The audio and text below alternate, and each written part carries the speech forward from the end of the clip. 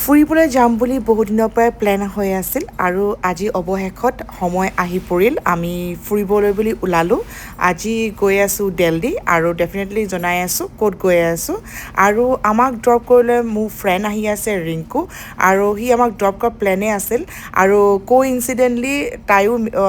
তাৰ wife লিপিকাৰো meeting পৰিল গুৱাহাটীত আৰু আমিও মা আশীৰ্বাদ লৈ মেলি ওলালোঁ ফুৰিবলৈ বুলি আৰু চাওকচোন ইমান ফগি ৱেডাৰ হয় অসমত বহুত বেছি ঠাণ্ডা পৰিছিল আৰু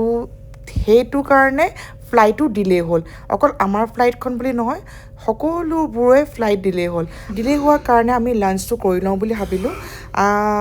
এওঁলোক দুজনে দিলে ধোচা আৰু অলপ পাছত গম পাইছোঁ যে লিপিকাৰ ভাগৰ ডমেষ্টিকৰ লাউঞ্জ এক্সেছ আছে তো লাউঞ্জ এক্সেছৰ কাৰণে আমি মিল পালোঁ তো আমি চবেই তিনিজনে খাই বৈ 3 ঘণ্টা বহিছোঁ ইমানেই ডিলে হ'ল তাৰ নামত ইণ্ডিগ'য়ে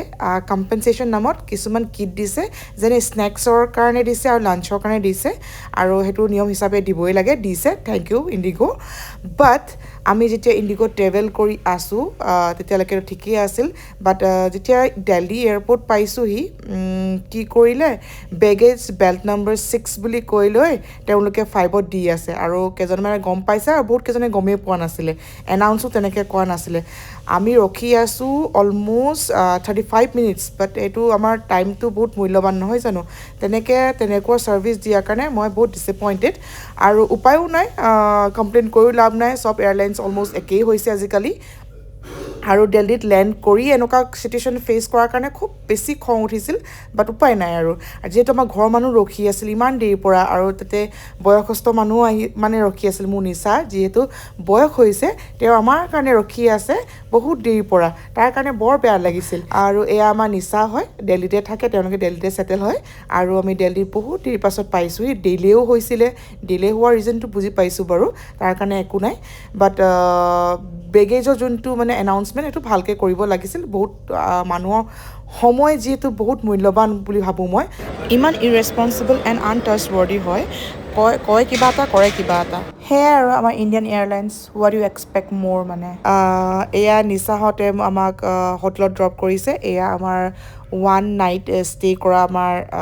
এখন হোটেল ৰাতি অলপ সময় থাকিবৰ কাৰণে ইমান ভাল হোটেল নালাগে বুলি কৈছিলোঁ বাট ষ্টিল ছেফটি ফাৰ্ষ্ট মোৰ হাজবেণ্ডৰ কাৰণে তো সেইকাৰণে